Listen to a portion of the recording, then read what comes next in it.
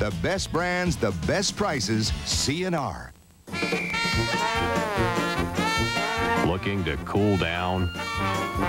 Go to the base, Home Base. And during our Ceiling Fan Spectacular, this Galleria International Ceiling Fan is $49.99. Go to the base, Home Base. Welcome back to the press box. The Cincinnati Reds may be in last place, but they're a happy bunch these days, and there's a good reason why. That's just one of the many subjects Rick Weinberg touches on in this week's Press Box Insider.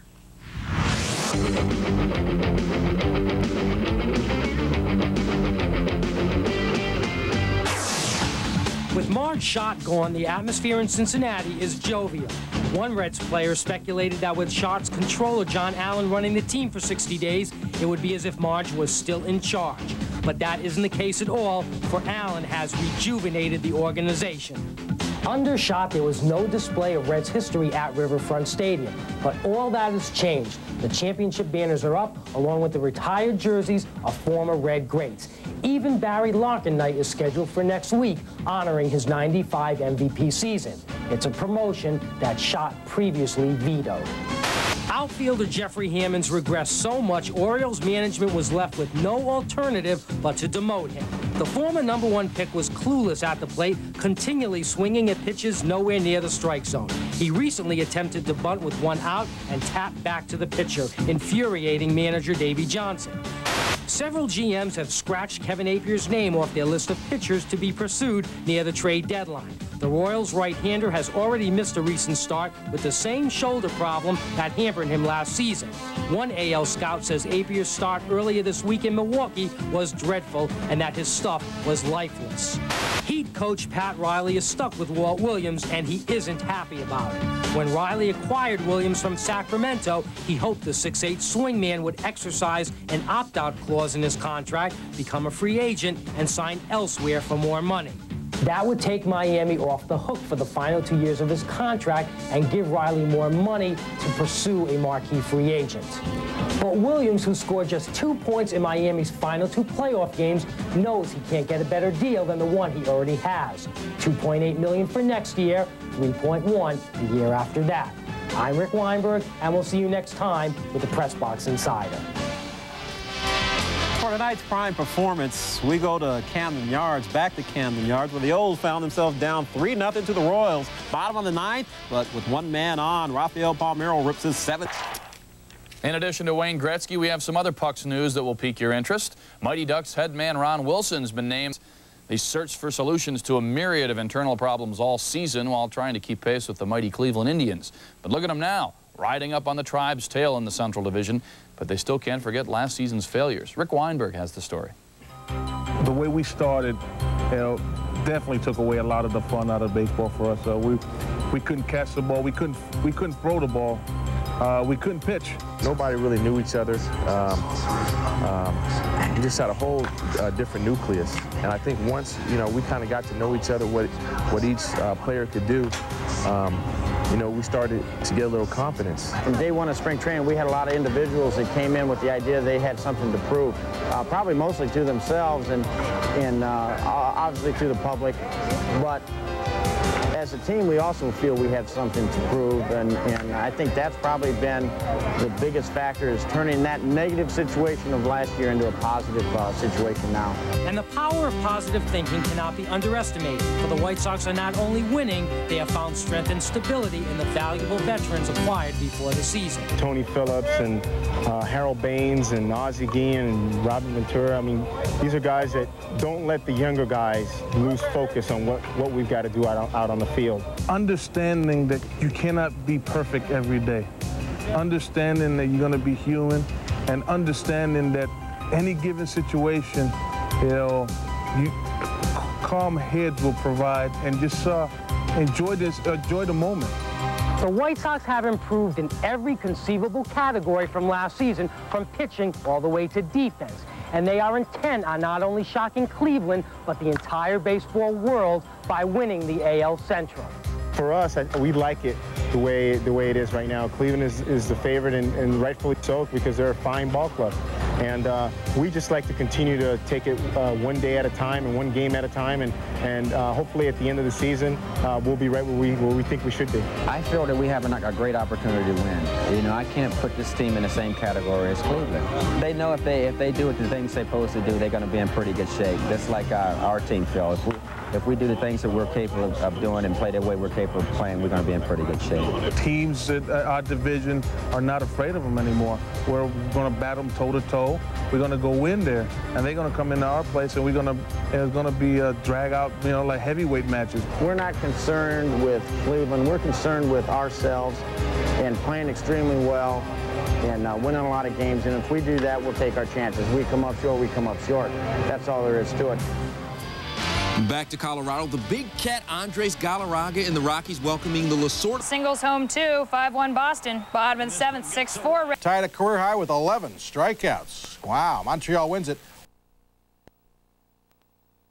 Expos manager Felipe Alou gets career victory number 350.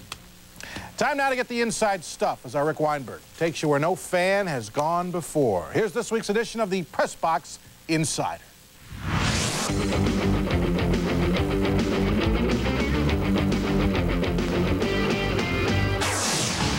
Pitcher Billy Wagner of the Astros and outfielder Darren Erstad of the Angels are blowing away opposing managers and players with their exciting array of skills. Wagner has stunned NL hitters with his ability to throw strikes and mix a big breaking curve with his sneaky fastball. His curve has been so effective it makes his 92-mile-an-hour fastball look more like 97. Erstad hustles on every play and has made brilliant catches in the outfield. And before he went on a 2-week hitting binge in which he hit 370, he did the little things to help the Angels win, such as executing a hit and run on a pitch around his eyes. A's first baseman Mark McGwire, who is on a power surge that hasn't been seen since the days of Babe Ruth, has been the subject of trade inquiries. But A's management won't discuss a deal unless it can get a pair of top prospects in return. The Yankees lack power and would love to get McGwire to DH, but GM Bob Watson has been spending most of his time trying to get some pitching for his ravaged rotation. The Cleveland Indians defense is one reason Major League scouts believe they will have a difficult time getting back to the World Series. But perhaps the most glaring deficiency is their inept base running, which was exposed during the Yankees' recent 4-game sweep of the Jake. One American League advanced scout told me the Indians are among the worst base runners he's ever seen, unable to execute basic fundamentals. In one of the games against the Yankees, the Tribe had 5 base running blunders, one of which by Jim Thome nearly resulted in an argument with Kenny Lofton. With John Wallace, Walter McCarty, and Dante Jones, the Knicks graded out the highest in the NBA draft, according to one Western Conference personnel director, and were closely followed by the Vancouver Grizzlies, Cleveland Cavaliers, Milwaukee Bucks, and Charlotte Hornets. Knicks executives are still celebrating in the aftermath of the draft. Their new trio of forwards are athletic, explosive, and all 3 played in the Final Four. And as one team official noted, the Knicks feel they got the equivalent of 3 top 12 picks. I'm Rick Weinberg, and we'll see you next time with the Press Box Insider. Thanks very much, Ricky. Time for a break, but coming up, we'll take you for a ride as it's time to qualify for the Cleveland Grand Prix. Stay with us. All this week on the Learning Channel. Feel the blistering heat as a violent volcano spews a molten menace. More consistent for a longer period of time, whereas before I've always had enough power to, hit a lot of home runs for maybe a week or two, and then, stop. This year I've kept going, and I think mainly the hitters like Palmeiro, who I get to watch every day, aren't hitters that, they just consistently and steadily hit home runs. And the keen eye tells you that, yes, Brady hit number 29 tonight. We'll show you that in a minute. The rest of the reserves, Griff Jr.'s teammate Jay Buhner's aboard. Toronto's Joe Carter had to be there. Milwaukee's Greg Vaughn is a solid pick. M's third baseman Edgar Martinez is aboard on the bench. It'd be hard to ignore a .331 with 18 homers and 71 RBI. Travis Fryman is there basically because the Tigers have to have somebody. Cleveland's Sandy Alomar is the backup catcher, so is Dan Wilson. First base is loaded with Mo and McGwire, and get used to seeing 20-year-old Alex Rodriguez in the Midsummer Classic. Here are the pitchers. Charles Nagy, a most impressive first half. Pavlik is 10-2, but that ERA, it's over 5. Pettit's been huge for the Yanks. Out of the bullpen, manager Hargrove has many lethal choices. His own Mesa, Troy Percival's tough, and Wetland has been the best of the bunch. You know, it happens every year, the list of who's hot about not going. Rangers shortstop Kevin Elster having a career offensive year, but he's off for the All-Star break. Way back and... Yeah, I'm disappointed. I like to make the team, but certainly there was another deserving guy that should have made it and did. I know it's a great honor, but being very selfish, I'm glad for these guys to get a few days off now that they didn't make it, get a 3-day break because Kevin's played just about every inning for. Elster's been a great story filling in for Benji Gill this year, but if you really look at his numbers, he doesn't have much of a case. But Juan and Jose and Rafael have quite the argument, although Gonzo's missed games with injuries almost a month. Still the big numbers. Palmero's problem is that he plays the loaded first base position. Now back on the field, Kansas City's buried in last place in the Central, but trying to make it 2 in a row against a front-running Tribe. Bob Boone's trying to keep the Royals' tradition going. You know, Kansas City's the only team in Major League history that's never finished last. Here we go. Tim Belcher winless in his last 5. Whoa! Time was called. Ninth inning tied at 2. Mike McFarland, bases loaded, 2 outs. Jim Tomei, the play of the night, deep in the corner, all the way over. Big gun, and look at the up. Bottom of the 9th tied at 2. Julio Franco, the seeing eye, base hit. Manny Ramirez is in. They're jamming at the Jake tonight. They win it 3-2. Jim Poole gets to 4-0, 1/3 of an inning. That's doing it in style. O's and J's getting it done, doing some business. Rafael Palmeiro, one of the snubs. 3-run rocket, number 21 of the season, 76 RBI. He'll be off for the All-Star game. Orioles never looking back. Brady Anderson, we told you about it. And there it is, Major League leading 29th home run. Also added a triple as the Orioles win big and have some fun. They have won 3 in a row. Scott Erickson with a big outing. How about the Rangers and Angels? 5-year-old beer night at the Big A. Juan Gonzalez had a couple of these. 2 home runs tonight, 5 RBI, 9 RBI his last 2 nights. Texas up early. Go to bottom of the 9th. All that's gone. They're tied at 5. Bases loaded. Texas, 5 infielders. Nobody out. Oh, no. Mike Henneman in a world of hurt off the mound. He needed a strike, needed a lot of help, but he tosses a wild pitch. Henneman's a closer. His ERA's 7. He's 0-6, 6 blown saves. They still lead the West by 6. And also, I can tell you about the A's. They've won 5 out of 6. Jason Giambi went 5 for 5. Terry Steinbach had a couple of homers. The big blow here, Mark McGuire hit his 26th. He is the subject of our prime perf coming up a little later in the show. Up ahead, NBA trade rumors. Just where is Peyton's next place? Plus, it's off to London. They're into the quarterfinals across the pond. If I told you Groff was in trouble today, would you believe me? Nah, okay. And we'll jump back to baseball. Jose, can you do the pinstripe shuffle? Doesn't look like the Bo Sox are buried under the Yanks, does it? Pro football is back in Southern California, and the Anaheim Piranhas of the Arena Football League have the gear with an attitude. Add some bite to your wardrobe with these great-looking hats. Piranhas t-shirts that scream "Bite Me" and are definitely bad to the bone. Plus golf polos and sweatshirts and much more. To order Anaheim Piranhas merchandise, call 714-254-3015. Don't miss out on the feeding frenzy. Order your gear with a bite today.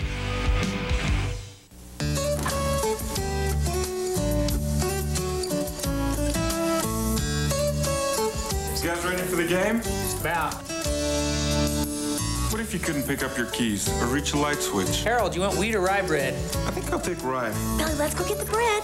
Canine Companions for Independence provides highly trained dogs that help make independent living a reality for people with disabilities. You know what? Could I have wheat bread instead? Whether it's opening a door or alerting a person who is deaf to the sound of an alarm or a baby's cry. Oops. Canine Companion provides valuable assistance and unconditional love. Shh, don't tell Harold. Many people today are waiting for a canine companion. Call now and find out how you can help. Okay, let's go. Did somebody hit the lights on the way out? That's you, Belly. Canine Companions for Independence. Find out how you can help. Practically all the energy the Earth receives is that which the sun radiates. When this energy is received by the Earth, it gets converted to numerous forms.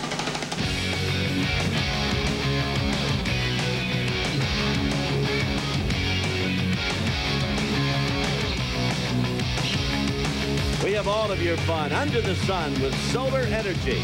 Wednesday on Prime Sports.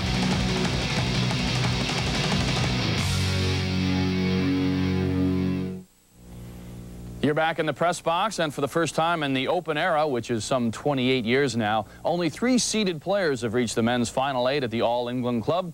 I'm sure that makes it sound like Wimbledon's wide open, but as daylight begins to set on this fortnight, the terrors at the top continue to chew up and spit out all comers. Pete Sampras doing the work against Cedric Pioline. Sampras at net, easy. Thank you very much. Takes the first 2 sets. Remember, he spanked Pioline in the 1993 U.S. Open final. Same kind of performance here. The only problem Pete had is of his own making. On the go, runs down the ball, and look out! Up and over the, oh, but then there's the ball machine. Oh, no, the ball canister. I hate when that gets in my way.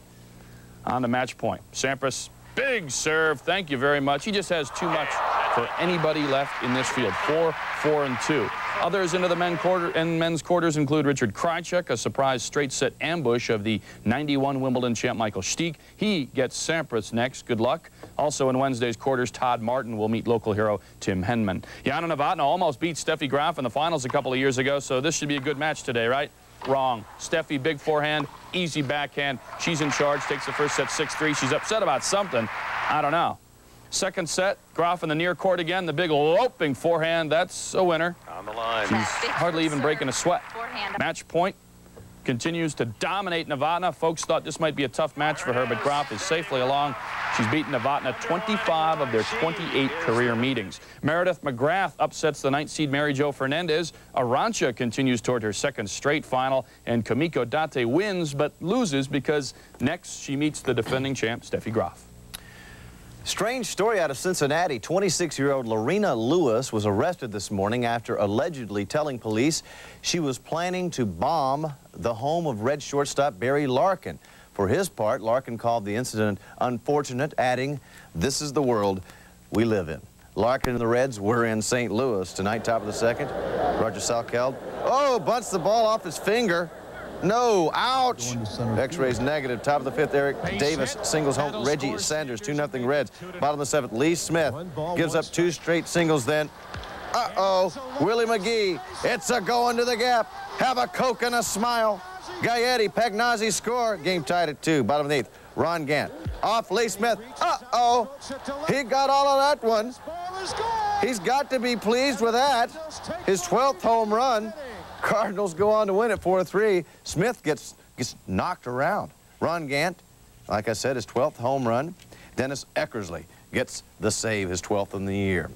Bill Spires had an RBI single in the 12th inning to score John Cangelosi, and the Astros beat the Marlins, wasting Gary Sheffield's 25th home run of the year for the Fish. All right, we're calling another one of our allotted TV timeouts right here. Coming back strong with more baseball. Which leads us to our trivia. Who was the last Yankee to lead the league in saves?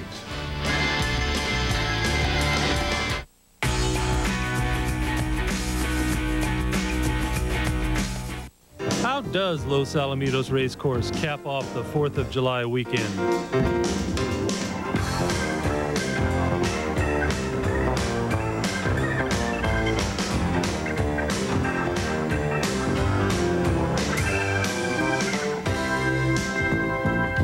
Cap with each paid admission on July 6th, plus the world-famous Budweiser Clydesdales on July 5th, 6th, and 7th. It's Caps and Clydesdales at Los Alamitos.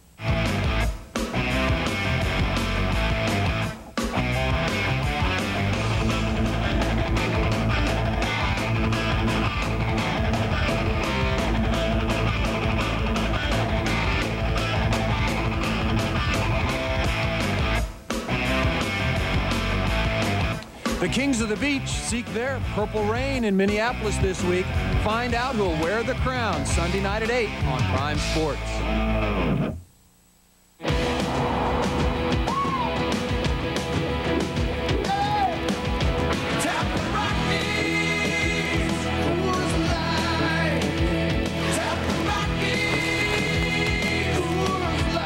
Coors Light, the silver bullet. It's shipped cold to tap the clean taste of the Rockies.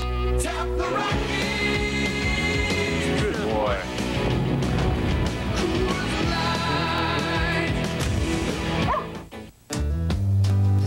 If you're sick or injured, Major Medical doesn't cover lots of things that touch your family. What they do, what they need, how they get from place to place. Aflac can help.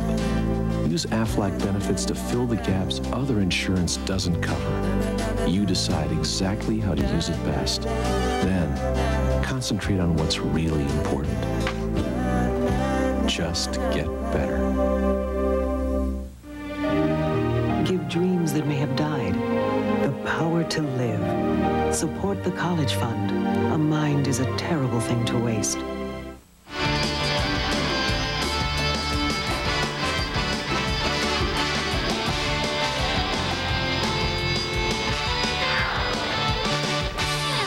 Well, John Wetland's on pace to certainly match or better that mark. Now, the only thing worse than being 12 games below 500 for Red Sox fans is the fact that the detested and despised Yankees are leading the division. Yanks looking for 2 in a row over Boston. Bottom of the third is 3-0 Yankees. Bernie Williams off Jamie Moyer. Goodbye, end of the night. Yankees up 4-0. Top of the 6th, Yankees bullpen not getting it done, though. Bob Wickman walking Jeff Fry with the bases loaded. That ties the game at 4. Bottom of the 5th tied at 5. Derek Jeter, though, slapping one. There it goes off Joe Hudson. Mariano Duncan, Jared Williams come home. 7-5 Yankees, and that's how she ended. Jeter had a big night, 4 for 4. They lead Baltimore by 4.5. They won 11 of the last 15, and John Wetland now has 27 saves. White Sox take care of the Twinks. 3-run home run by Danny Tartable. Frank Thomas leads the major leagues now with 83 RBIs, and Alex Fernandez wins his 8th. Time to change gears now. Day 2 of Dream Team 3 practice sessions, and there was lots of talk about Peyton to the Rockets. More on that shortly. But the Shack continues to demand the spotlight, or is it limelight? It is whatever light he wants it to be. While nothing can be done for another week, O'Neal can't help dreaming of life in Lakerland. For the man with a myriad of entertainment interests, Hollywood seems like a perfect climate. I'm not really a Hollywood guy. I'm just a young guy that takes advantage of opportunities. And you guys never seen a guy that can be good at basketball, be good at rap, and be good at movies. This is a new era, bro. This ain't Will Chamberlain era. Imagine Barkley and Olajuwon teaming with Gary Payton next season in Houston. It's sounding more and more like a reality. Payton's practically admitted to being tampered with, saying the Rockets are hot on his trail in the free agent hunt, and adds that he's also heard the oft-reported deal that would bring Barkley to Houston. Can't wait for more news on that one. All right, stay put, because we're just cooling our jets for a minute or two. Back strong with an in-depth look at the second coming of a closer's career, LA's Todd Worrell. You ever look at a lobster? Yeah. Like what possessed the first man to eat a lobster? What do you mean? It's like a big sea cockroach. Why would the first man eat this? And I don't have an answer. Oh. Do you ever think about things like that? Like, why would man eat lobster? No. I just got one of those minds. All this week on the Learning Channel. Feel the blistering heat as a violent volcano spews a molten menace. Witness the shocking power of lightning as skies become electric. And hold on as terra firma crumbles in an avalanche of destruction. Head for shelter from the savage Earth. All this week at 10 Eastern and Pacific on Science Frontiers. Only on the Learning Channel. Adventures for your mind.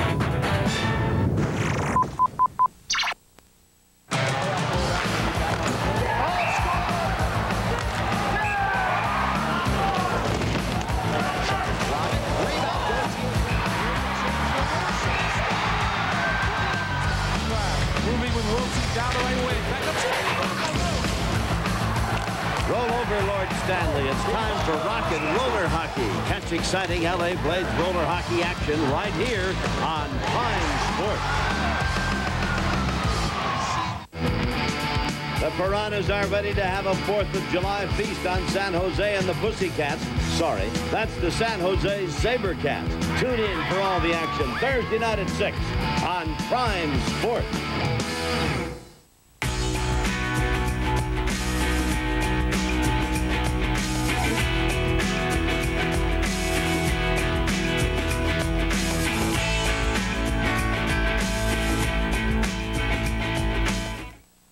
You're back in the box, and at one time, Todd Worrell was one of baseball's dominant closers. Then he came to the Dodgers in 1993 and suffered from a series of arm problems in his first 2 seasons.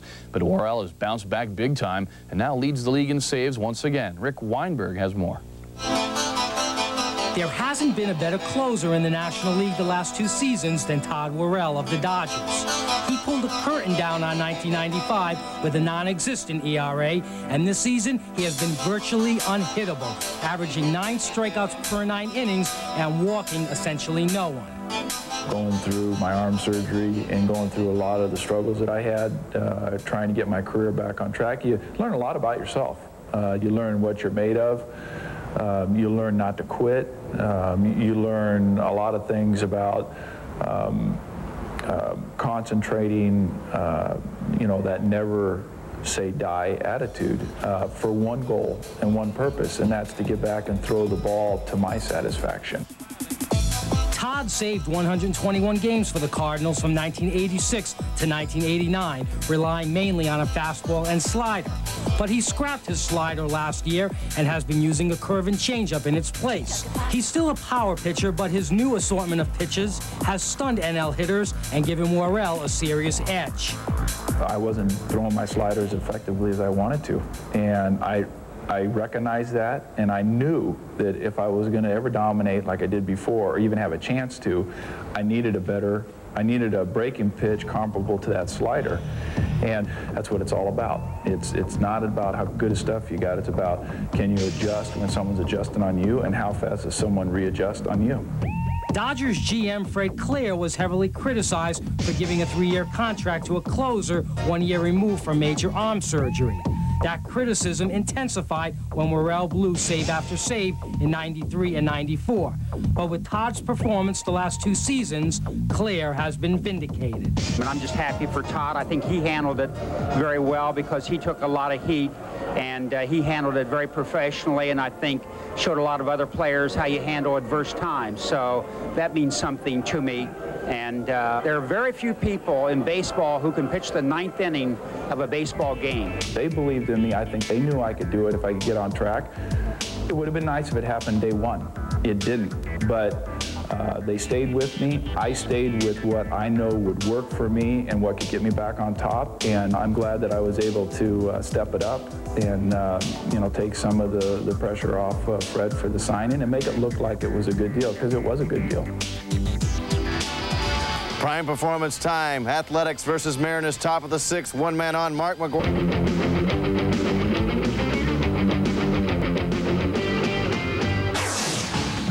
With the stage set for baseball's All-Star Game Tuesday in Philadelphia, Major League players continue to wonder when a system will be in place that eliminates the glaring errors in fan voting that we have come to expect every year. Several players have told me they want obvious mistakes in fan balloting overruled by a special committee made up of players and managers. If that system currently existed, Tim Nearing of the Red Sox would be starting at third base for the American League, not Wade Boggs. Nearing has out-hit Boggs for most of the season and has hit 5 times as many home runs, yet he finished 12th in the fan balloting among third basemen. It's another perfect example of an obvious flaw in the system. Trade talks are always a dominant theme at the All-Star break, and here are some of the players who may swap teams during the second half. Kansas City is willing to part with closer Jeff Montgomery, as well as Kevin Appier, who's been on the block all season. Just about everyone on the Phillies is available: Benito Santiago, Jim Eisenreich, Pete Incaviglia. Even Todd Zeile and Kurt Schilling are available at the right price. Toronto will listen to offers for Juan Guzman, who leads the American League in ERA.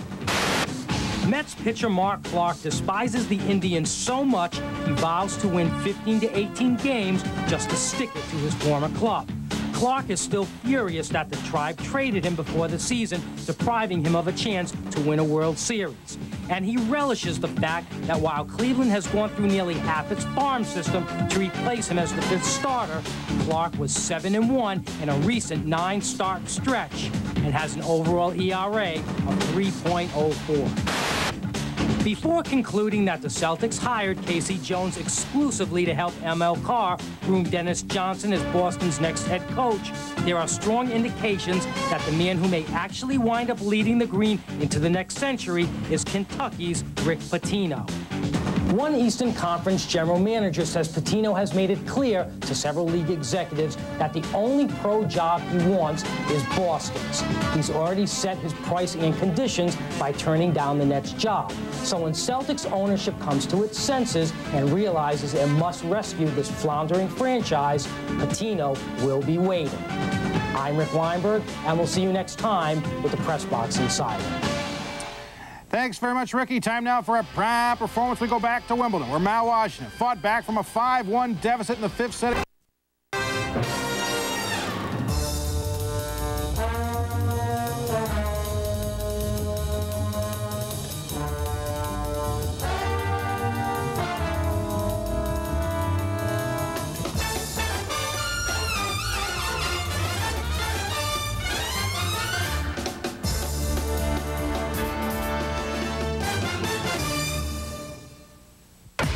Basketball is back, and so is Magic Johnson.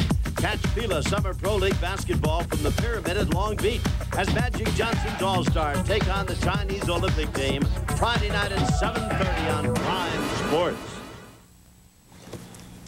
Welcome back to the Press Box. Today's action at the U.S. Senior Open was awfully similar to the old parable about the tortoise and the hare. Dave Stockton, the hare in our story, started the day with a 7-stroke lead, the largest ever in a Senior Open by 3 shots.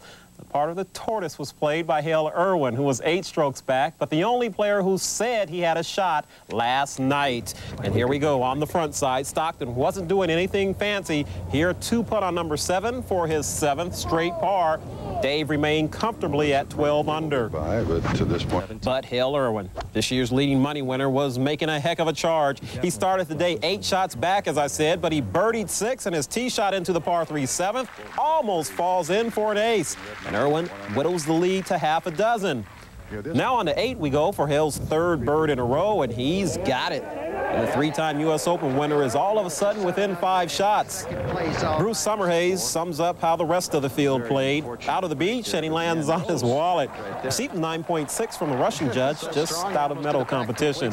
On to 9 we go. Irwin's 3rd shot into the par 5, and watch it snuggle up close, setting up indeed another birdie. 4 in a row, and Hale has cut Stockton's lead in half. He's only 4 strokes back. Meanwhile, Dave couldn't buy a birdie. Lips out for the bird there, and made it 11 straight pars for himself. Irwin just kept firing at the stick. His approach into the 12th is indeed a beauty. It rolls up tight for what else? Feathers. Fantastic little first. Then on 13, Irwin putting for eagle, and this to get him within a single shot of Stockton, and the roll is right. The read just off. Dale can't believe it, but he's still alive as he gets within 2. Stockton with a birdie attempt on 15, and he still can't buy one. Make it 15 pars in a row. Stockton still up by a deuce. But Irwin was still charging into 16, and what a shot. Sets up birdie number 7, and Hale's within a single shot. Now Dave Stockton from, well, almost the same spot, but he caught it fat. Oh my, and that's about 30 yards short. His wife, Kathy, can't believe it. Doesn't like the little parable story. She just wants to get wins. After a good chip, Stockton comes up with a huge save, par on 16, and that might have clinched it. After a bogey on 17, Irwin with one last chance on the final hole. Tremendous effort. Great day for Irwin. But Stockton's big lead was just too much. The tap in and the title, his first USGA championship. Kathy, always been there for him, is in tears. What a day for the Stocktons. Now, there is a moral to our tale, even if the storyline didn't end like the parable, and that is play steady on Sunday and you will get paid. A fat $212,000 for Dave Stockton, while Hale Irwin received $125,000 for his hard work. On to basketball now, and okay, forgive the Dream Team a bit for yesterday's yawn. It was, after all, the first run for this Olympic team. Today would be Game 2 of this special 5-game pre-Olympic tour. The older and more experienced Brazilians figured to challenge the Dreamers more than Saturday's college kids. The kids enjoying the show at the Gund Arena in Cleveland. Oscar Schmidt, Brazilian's big guy, ball fake on Scotty, up and down, and then, hello, that goes in. They're not done. They're playing defense. Andre Fonseca with the strip. finds Schmidt, who pulls up from way out there, hits the 3. Brazil by 5. But all of a sudden, Team USA turns on the D. The strip. Here comes Penny Hardaway, setting up Scottie Pippen for the slam. USA back up 3. Then Penny with a 3-inch height advantage. Gut out to the Brazilians. We go the other way. Reggie Miller out in front finds Penny, who goes and gets it. They're up 20 at the half. All right, this is the way it should be. Mitch Richmond starting to feel it. Nice setup from John Stockton. One of only 10 outside shots the USA team had to hit all day. Then Richmond along the baseline finds the ball in his hands again, goes strong to the hole. What a game for Mitch. Late in the second, Penny Hardaway along the half-court hash mark, the strip, and the reversal. Thank you very much. Now they're having big fun, and it's not quite done. One more. On the break, Penny with the save to Grant Hill, who finishes nicely, and the foul. Yes, 41-point blowout is more like what everyone expects. Richmond leading the way with 21. Next up, the Chinese Olympians Wednesday night in Phoenix. And here's how Shaq sums up Game 2. Really, the dream team analysis of the European basketball style. We plan to exercise hegemony on all these teams. For those who don't know what hegemony means, it means to exercise domination. And when it comes to basketball, the dream team hegemonizes the enemy. Can you give us the high school version now? Nah, it don't matter who we play. Now, Shaq can certainly walk the walk, but I'm not sure he can talk the talk just yet. And this isn't exactly what they mean by Olympic spirit. Charles Barkley has been accused of assault by a 23-year-old. Seems Sir Charles bopped a young man in the nose at a Cleveland hotspot last night, although Barkley has also filed a complaint against the kid with Cleveland police. Earlier this year, the struggling Florida Marlins were ready to fire manager Renee Latchman, but a very impressive homestand by the Fish, which included Al Leiter's no-hitter, saved his job. But the Marlins started the day 8 games under 500, and Latchman was fired. And since their .249 batting average was the 3rd worst in the National League, hitting coach Jose Morales was fired too. Cookie Rojas was named the interim manager. You know, I think that we're better than what our record is, but I talked to them and I told them, you know, I've cussed, I've yelled, I've screamed, I've patted, I've worked extra, shown videos, I've done everything that I possibly know.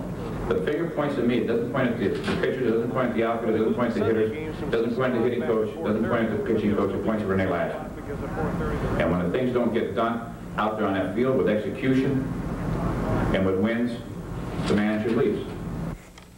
Marlins in Philadelphia today, and Cookie Rojas hoping his managerial stint will only be for 1 game. Bottom of the 5th, Marlins up 3-2. Ricky Otero sends one to the gap off Russ Springer. Ruben Amaro races home from first. Otero in with a triple, and that tied the game up at 3 apiece. It was 4-3 Fields in the 8th. Pinch hitter Andre Dawson spanks one back up the middle. Terry Pendleton trots home, and that ties it at the 4. Stayed that way until the 10th, and Charles Johnson doubles down the line off Ricardo Jordan. That brings Pendleton in, and it was 5-4 Fish. Next batter, Alex Arias, and he bloops one to right. Otero has problems with it. Johnson comes in. Otero still has problems with it. Arias coming around, and he scores, although it's ruled a triple and an error, and the Marlins go on to win this thing 7-4. Talk about a tough day. Renee Latchman watched the game with the man who fired him, GM Dave Dombrowski, and because of travel constraints, had to fly back to Miami with the Marlins. Astros and the Braves, that's Greg Maddux in the dugout, needing some smelling sauce due to the heat in Atlanta. Certainly woke him up. John Cangelosi watches strike 3. The Jeff Bagwell missed it. Bottom of the 2nd, 1-0 Houston, when Mark Whitten takes Donnie Wall out to the wall. Is it over the wall? No, it's to the wall. Ryan Klesko scores from first on the triple, and we're tied at 1. 2 batters later, Jeff Blauser lines one off the glove of Orlando Miller, and Whitten scores on the error. Braves up 2-1. Now on to the 3rd, 2 on for Eddie Perez. He drills one to deep left. He's Maddox's personal catcher, but he's doing it with the stick there. The double cleared the bases. Atlanta up 4-1. Meanwhile, Maddux getting some relief from the heat again, but giving no relief to Houston. Cangelosi, think about it. Orlando Miller, that's a Kodak moment. Maddux 4 Ks through 6 innings. 8th inning, Fred McGriff facing John Johnstone, and the Crime Dog sends one down the line. Watch the great catch by the fan. Way to get it, partner. No matter, a few pitches later, McGriff gives another fan a shot at the baseball, this time in fair territory. As the Braves cruise 9-1, McGriff's first home run in 16 days gave him 20 in the season for the 10th consecutive year. Braves have the best record in baseball and are sending 6 players to the All-Star game. Greg Maddux improved to an un-Maddux-like 9-6, but his problems are not at home. He's 8-1 at home this year.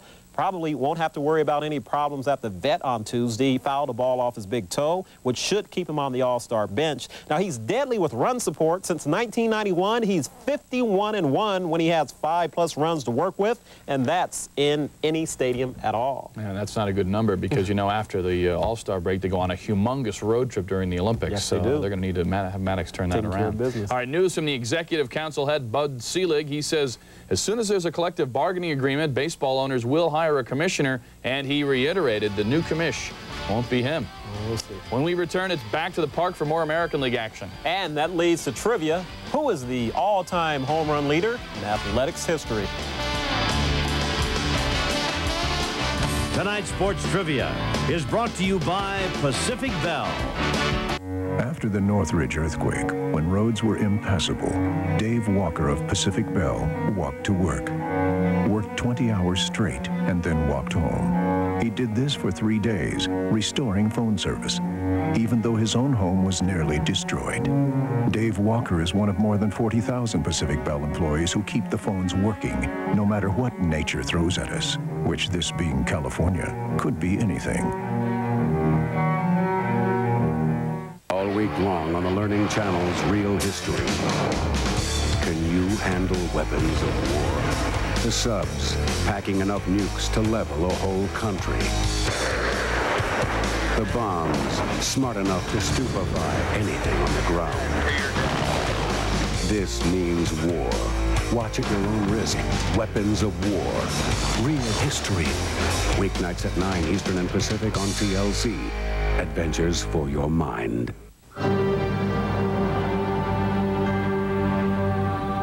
Why would anybody give someone they don't know a gift? They do it because this gift saves lives, and the need for it is desperate. Please give blood. There's a life to be saved right now. Call the American Red Cross at 1-800-GIVE-LIFE. Some of the best boxers in the world have been in the ring at the Great Western Forum.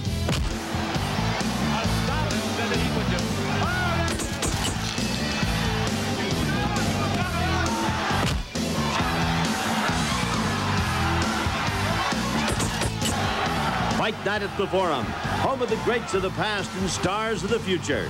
Don't miss out on the action Monday night at 8 on Prime Sports.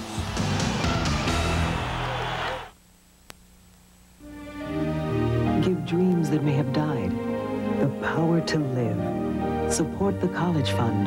A mind is a terrible thing to waste.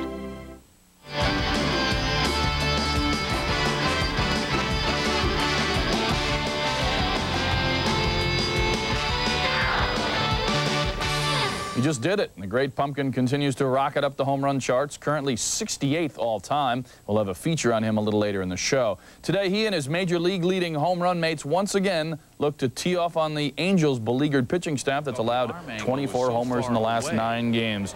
Sean Bosky looking a little bit rough early on. Matt Stairs continues to feast on Angels pitching. 3rd home run of the year for him. We're tied at 1. 3rd inning, Chili Davis begins his big day, or continues it. 2nd RBI of the day, 2-1 Angels. Next batter, Don Slaught, the little roller. Scott Brocious, oops. Garrett Anderson is in. It's 3-1 Halos. 4th inning, 3-2. Garrett Anderson, he had a big day, 4 for 4. And then Chili, his 3rd RBI, another one of those singles. Angels were clicking on defense. Terry Steinbach a bid for one of those singles, and Gary D. Sarcina all the way over. Rob Steinbach. And then Rex Hudler doing the pretty work in left field. Rafael Fornigal bidding for the gap, but Hudler with the great play there. Mark McGuire, well, just can't keep him down for long. Chuck McElroy has ripped his 28th. Oakland still getting bombed, though. 9th inning, Troy Percival on. Terry Steinbach taking a long look. Terry, get out. Elliot walking. Today he was 4-alarm Chili, 4 for 4 with 4 RBI, helping his Angels avoid the 4-game sweep. Sean Bosky finally with a solid outing after 4 rough ones in a row. The M's could be just 3-2 behind Texas at the break if they can win today. And early on, things looking good, but not for the Finn. Look at the big fella pounding the leather. I gotta have that. Bottom of the second, no score. Warren Newsom, oh my goodness, takes Bob Wells for a long ride. 2-run rocket. Texas up 2-0. They're playing some D too. John Marzano, he's going to go wall, but Rusty Greer sees him going to second. I'm not so sure you should try it, John. Look at the play. Look at the up. Yep, checking it out and punching him out. Now the 5th inning. Juan Gonzalez, you tell me. Oh, he gets every bit of that thing. Solo rocket number 22. Still, hey, the M's take 3 out of 4 to close to within 4 at the break. Gonzalez continues to crush the ball. That's 7 rockets in his last 9 games. The big question on the PGA Tour was, would the Steve and Nikki Stricker show go on at the Western Open? The former Big Ten champ from Illinois took a 5-shot lead into the final round. His wife and caddy, Nikki, watched him fight through a restless Saturday night because all he could think about was Greg Norman's collapse at the Masters. Those weren't sweet dreams. Here's Steve looking for a second PGA win in 6 weeks. The tee shot on number 12. And, well, he'll land this thing about 4 feet away from the cup, shooting for the 3rd largest purse on the regular PGA Tour. And then he'll go for the birdie putt to finish this shot off on number 12, and he was at 18 under, and no one would even get close. Mark Brooks on number 16 from the rough. The blind wedge shot lands 12 feet away, but as I said earlier, the rest of the field was just playing for second place. And Steve Stricker, his 3rd year on the tour, gets the well-deserved cheers from the crowd coming up. 18, the tap in for par. And how about the 8-stroke victory? He's 29 years old, picked up a fat $360,000 check for first place. He said his win at the Kemper back in May boosted his confidence, while his wife said, forget the 10% caddy fee, I want half. The ladies were in Ohio for the Jamie Farr Classic. Free stick day for the kids. That was nice. Marianne Morris started the day 3 strokes behind Joan Pitcock, but was shooting at the pin all day long. Here on number 9, drops it in birdie range, and that would tie her for the lead at 8 under. Then on 11, Morris going for it all again. This one rolls within 6 feet. Another bird, and this put her in the lead. However, a later triple bogey hurt her badly. Actually, a later bogey, not a triple. There's Joan Pitcock, and this bird on 13 gave her the lead again for good. And the great story here is Pitcock hadn't won an event in her entire 9-year career on the LPGA Tour. Previous best finish was a tie for 2nd at the Ocean State Open 9 years ago. She won $86,000 today, the use of a van for a year, and a Rolex watch. And Tom, a real Rolex watch. Well, that's the key. That's the key. Speaking of big comebacks, NFL news for you. Of course, yesterday the Colts signed Mr. Captain comeback Jim Harbaugh, the quarterback. Today they inked 1st-round pick Marvin Harrison, a speedy wideout from Syracuse. Up next, we've got more baseball. Yes, indeed. At Wrigley Field, the Cubs and Reds played like they didn't want their all-star breaks to begin. Highlights next.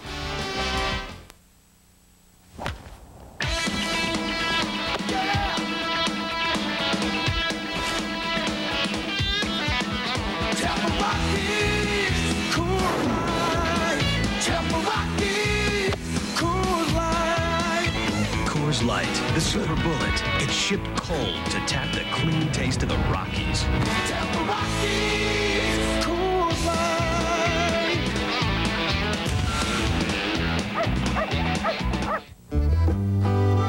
Anyone can become sick or injured, and Major Medical doesn't cover lots of important expenses that affect your family outside and inside your home.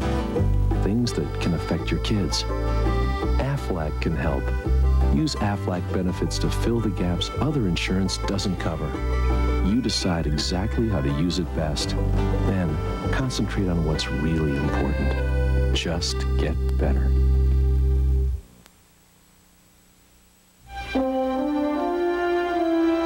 A question answered. A problem solved. A hand. A smile, a welcome. Little things to some, but to 250,000 people who board an American Airlines flight every day, the little things can make the biggest difference. Hey basketball fans, the real season starts in the summer. That's right, it's FILA Summer Pro League basketball time, featuring some of the best players in the world. Catch Magic Johnson, the Lakers' Cedric Ceballos, the 76ers' Jerry Stackhouse, and the NBA Rookie of the Year, Damon Stoudemire. All in action at the Pyramid at Long Beach State. It's FILA Summer Pro League Basketball, July 6th through the 28th at the Long Beach State Pyramid. For ticket information, call 310-985-4949. Peace.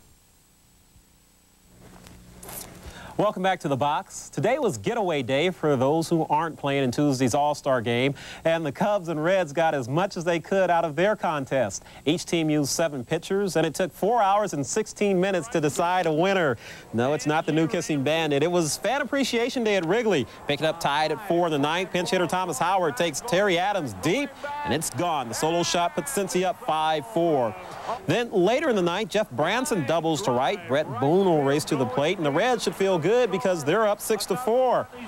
Well, Cubs cut it to 6-5 in the bottom of the 9th, and then the angry all-star snub, Sammy Sosa singles in Mark Grace off of Lee Smith. We're tied at 6, going to extra innings. In the 12th, Tanyan Sturt's on the mound for the Cubs, and oh man, he had the heat. Eduardo Perez, see ya. Barry Larkin, Kodak moment. Reggie Sanders. Ooh, tell it walking. How about that? Sturts K's the side. Bottom 12, Cubs trying to win it. Ryan Sandberg singles to right. Dave Magnan trying to score from second. Sanders with the throw. Oh, I got you, Joe Tex. But in the 13th, Terry Shumpert gets it done as he sends one off the wall. Mark Grace scores easily. Cubs pull it out in 13-7-6. Shumpert hadn't played in a week and felt rusty because he had chances to win this game in the 9th and 11th. He blew it then, but then in the 13th, as you can see, he took care of business. Cubs have won 14 games in their last at bat. With Atlanta struggling at home over the weekend against Houston, Montreal should be taking advantage with the Mets in town, right? Not exactly. Dallas Green's gang has won a season-high 4 in a row heading into today's matinee, and the Expos find themselves 5 games behind Atlanta in the East. Cliff Floyd had a big day. First inning, the ground single. Makes it 1-0 Expos. Bottom of the 6th, now 2-1 Mets. Darren Fletcher likes what he sees from Pete Harnisch, and whoa, baby, that's not coming back. 2-run rocket. Expos up 3-2. Harnisch not happy. Fireworks in Montreal. We go to the top of the 7th. Butch Husky rips one up the middle, but out of nowhere. Mike Lansing, great diving grab. 7th inning, still 3-2. Moises Alou rips it to left, and look at Chris Jones out there. Ole! Uh-oh, big problems. Floyd comes around to score. Expos lead at 4-2 and hold on. This snaps the Expos' 4-game losing streak heading to the break. Montreal trails Atlanta by the full 5. New York's Pete Harnisch hasn't won since June 1st. The Cardinals' winning streak is snapped at 5. The Buccos had been outscored big time in the last 6 games they'd played against St. Louis. 21 homers and 64 RBI gives Jeff King the best first half by a Pirate in 23 years. There will be one more day of action at Wimbledon because of the rain and darkness today. And 15-year-old Martina Hingis is only 2 games away from becoming the youngest Wimbledon champion ever. Hingis is competing in the women's doubles along with Helena Sokova. Now, they were leading in their match against Meredith McGrath and Larissa Nealon 5-7, 7-5, and 4-1 before it was suspended. Hingis is 1 week younger than Lottie Dodd, who was singles champ before Graphite back in 1887. Not Graphite Clubs, Graphite, period. 1887. I'm following you. All right. All right, we're going to relax for a couple of minutes. You go do what you got to do, and when the press box reconvenes, we'll roll out a timely feature. Well, I usually relax during your stories, but we'll all pay attention to the latest on the biggest bash brother of them all, who's trying to weather the injury storm. You, and you have the right to play sports until the cows come home. You have the right to assemble. You have the right to be equipped. You have the right to free speech. But anything you say can be held against you.